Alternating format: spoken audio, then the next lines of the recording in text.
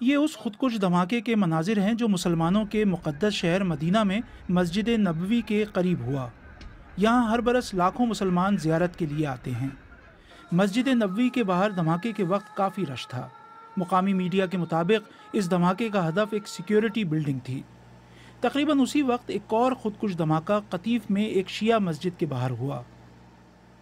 یہاں باقی ملک کے برعکس شیعہ مسلمانوں کی بڑی تعداد آباد ہے۔ دھماکے سے گاڑیوں کو تو نقصان پہنچا، لیکن کوئی جانی نقصان شاید اس لیے نہیں ہوا کیونکہ اس وقت زیادہ تر لوگ عمارت کے اندر روزہ افطار کر رہے تھے۔ ایک ہی دن میں سعودی عرب میں ہونے والا یہ تیسرا دھماکہ تھا۔ وزارت داخلہ کا کہنا ہے کہ حملہ آور نے اس وقت خود کو امریکی قونصلیٹ کے قریب دھماکے سے اڑا لیا جب سیکیورٹی اہلکار اس کی جانب بڑھ رہے تھے۔ یہ حملہ امریکہ کے یوم آزادی کے موقع پر کیا گیا۔ حملے کے بعد امریکی قونصلیٹ نے سعودی عرب میں اپنے شہریوں کو نہایت احتیاط برتنے کی ہدایات جاری کی ہیں۔ ابھی تک کسی نے ان دھماکوں کی ذمہ داری قبول نہیں کی، لیکن سعودی عرب میں گزشتہ عرصے میں ہونے والے کئی حملوں کی ذمہ داری شدت پسند تنظیم دولت اسلامیہ قبول کر چکی ہے۔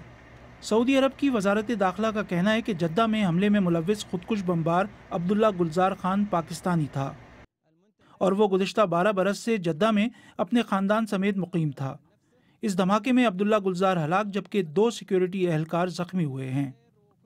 سعودی عرب میں ہونے والے دھماکوں کی عالمی سطح پر مذمت کی گئی ہے۔ پاکستان کے دفتر خارجہ کا کہنا تھا کہ ان کا ملک سعودی حکام اور عوام کے غم میں برابر کا شریک ہے، جبکہ ایران کے وزیر خارجہ جواد ظریف نے کہا کہ دہشت گردوں نے سب حدیں عبور کر لی ہیں اور جب تک سنی اور شیعہ متحد نہیں ہو جاتے دونوں نشانہ بنتے رہیں گے۔ حسین عسکری، BBC نیوز۔